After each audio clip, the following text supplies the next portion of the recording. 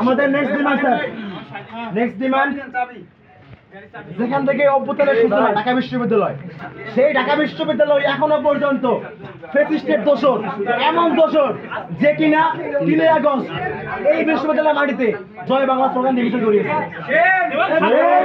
না, আমার কাছে খবর আছে, ওর বাসায় আমাদের সবার রক্তের হাত রাখা খুনি সাদ্দাম সে পালাইছিল। এইরকম একটা মানুষকে আপনাদের উচিত ছিল 5 তারিখের পরেই নিজের দায়িত্বে পুলিশের কাছে তুলে দেয়া, কিন্তু আপনারা দেন নাই। দ্বিতীয় শুধু এটাই না, ইভেন আপনাদেরকে বারবার বলার পরেও সমাজের ট্রেলার স্যার এখানে বুঝতে দেন, স্যার বলতেছি কি তাকে স্যার অফিস চলবে না।